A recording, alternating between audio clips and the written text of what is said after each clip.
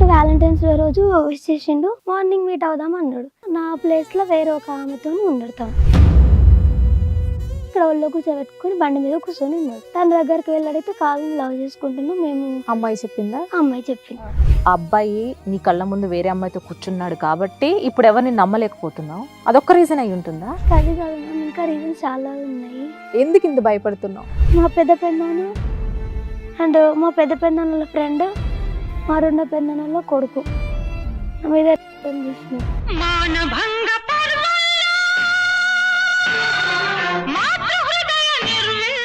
కూతుర్ని ఆలోచన ఎట్లా వచ్చింది వాళ్ళకి? అరవలేదా నువ్వు? నోట్లో గుడ్డలు కుక్కినారు, చేతులు కట్టేసినారు. దేవుడా, వావి వరుసలు లేకుండా మూర్ఖులు అనుకోవాలి అసలు. అన్న నాన్న నాకు ఇంక వేరే ఏం లేదు, ఎందుకంటే నేను ఒక్కదాన్నే ఉన్నా.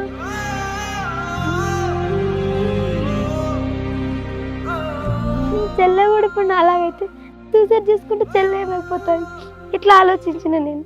హాయ్ హలో నమస్తే, వెల్కమ్ టు లవ్ టుడే. ఎన్నో బ్రేకప్ స్టోరీస్ తో మీ ముందుకు వస్తున్నాము. అందులో భాగంగానే తన లవ్ అండ్ బ్రేకప్ స్టోరీ గురించి మనతో షేర్ చేసుకోవడానికి రేణుక ఉన్నారు అండ్ అలాగే రీనా గారు ఉన్నారు. మరి తనకు వచ్చిన ప్రాబ్లం ఏంటి, తనకి ఎలాంటి కౌన్సిలింగ్ కావాలో తన మాటల్లోనే తెలుసుకుందాం. హాయ్ మా. Hi ma'am. ఎలా ఉన్నావు? బాగున్నా మ్యామ్. హాయ్ అండి.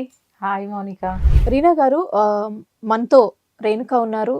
అంటే తన ప్రాబ్లం ఏందో తెలీదు, బట్ ఒక అబ్బాయితో మాట్లాడాలన్నా, అట్లీస్ట్ వాళ్ళ ఇంట్లో ఏదైనా సంబంధం తీసుకొచ్చి పెళ్లి చేసుకోవాలన్నా కూడా ఆ అబ్బాయిలతో మాట్లాడడానికి పెళ్లికి రెడీగా లేదు. అసలు ఎందుకు అబ్బాయిలు అంటేనే చాలా భయంగా ఉంది. అసలు తన అంటే ఇంతకు ముందు ఏం జరిగిందో తెలియదు, ఒక్కసారి తెలుసుకునే ప్రయత్నం చేద్దాము. రైట్. సో అంటే చాలా వరకు ఆడపిల్లలకి చిన్నప్పుడు ఏం జరిగిందో తెలియదు, ఏం చూసుంటారో కూడా తెలియదు. తన కళ్ళ ముందు మనం ఏం జరిగినా అన్ని మనం ట్రూగా అనుకోకూడదు. సో దాని వెనకాల కొన్నిటికి చాలా అంటే ఫాల్స్ టైప్ ఆఫ్ రిలేషన్స్ తన కళ్ళ ముందు చూసుండొచ్చు, లేదా జరగరాని కొన్ని సంఘటనలు జరుగుండొచ్చు, మేబీ తనకే జరుగుండొచ్చు. అసలు అవన్నీ తెలియాలంటే నువ్వు ఆమెను మాట్లాడించాలి ముందుగా. సో రేణుక చెప్పు, అసలు నువ్వు ఇంతగా భయపడడానికి రీజన్ ఏంటి? ఎక్కడి నుంచి వచ్చావు? మీ ఫ్యామిలీ బ్యాక్గ్రౌండ్ ఏంటి? ఎందుకు ఇంత భయపడుతున్నావు? మ్యామ్ నా పేరు రేణుక. అయితే నాది ఆంధ్ర. అయితే చిన్నప్పటి నుంచి ఇక్కడే పెరిగిన నేను, అంటే పుట్టి ఇక్కడే పెరిగిన మొత్తము. సో నాకు మా డాడీ వాళ్ళ తరపున ఎలా ఉంటారో నాకు తెలియదు. అయితే నాన్న లేరా? అంటే చిన్నగా ఉన్నప్పుడు ఒక 3 years ఉన్నప్పుడే చనిపోయారు. ఓకే. ఏం చదువుకున్నావు? నాది ఇప్పుడు డిగ్రీ కంప్లీట్ అయింది. ఓకే. అదే అయితే ఇక ఇక్కడికి వచ్చేసి ఇక్కడే ఉంటున్నాం మొత్తము. నువ్వు ఒక్కదానివేనా? అంటే ఫ్యామిలీతో ఉన్నా. ఇక్కడ అమ్మమ్మ వాళ్ళు ఇక్కడ ఉండేవాళ్ళు. ఇక తర్వాత మమ్మీ డాడీ వాళ్ళు ఇక్కడ వచ్చి డ్యూటీ చేసుకుంటే ఇక్కడ ఉన్నారు. ఒక 3-4 years కి డాడీ చనిపోయాడు. అయితే మా సిస్టర్ నువ్వు 3-4 years ఉన్నప్పుడా, లేకుంటే జస్ట్ 3 years అయినా చనిపోయి? అంటే నాకు 3 years ఉన్నప్పుడు. ఓకే.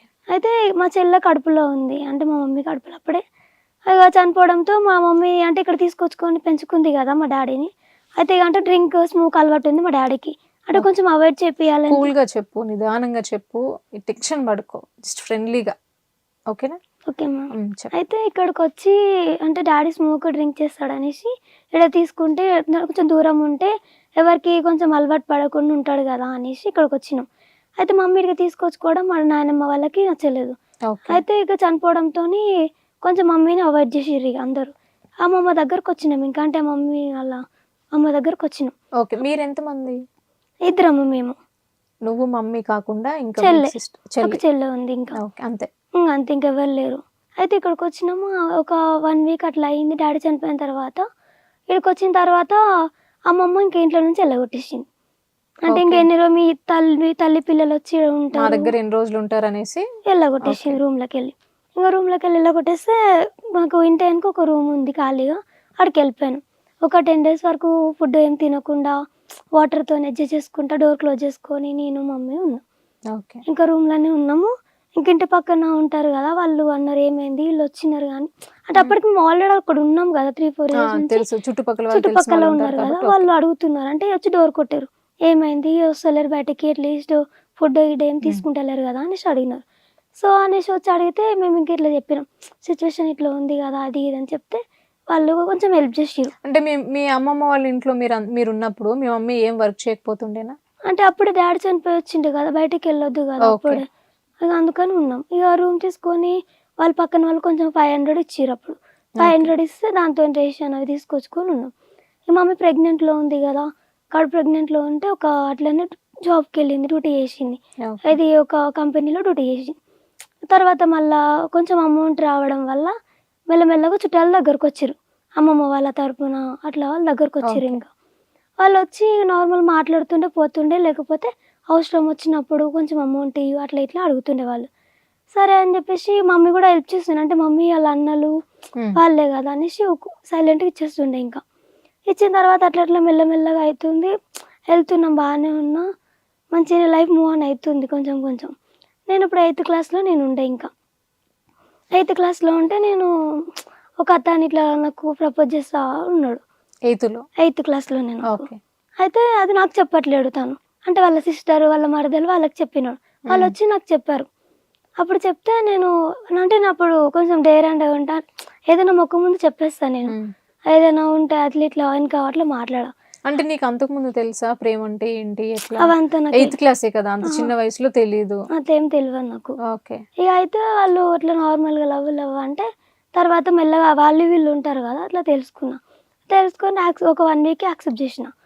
అతనితోని ఇంకొంచెం అంటే వాళ్ళది యాక్చువల్ ఏందంటే వాళ్ళు మా ఇంటి ఎదురుగా ఉండరు. వాళ్ళ రిలేషన్ వాళ్ళు ఉంటారు. వాళ్ళు కొంచెం ఒక 10 మినిట్స్ వాళ్ళ రూమ్‌కి వెళ్ళాలంటే. వాళ్ళు రియల్ ఉండే ఇల్లు.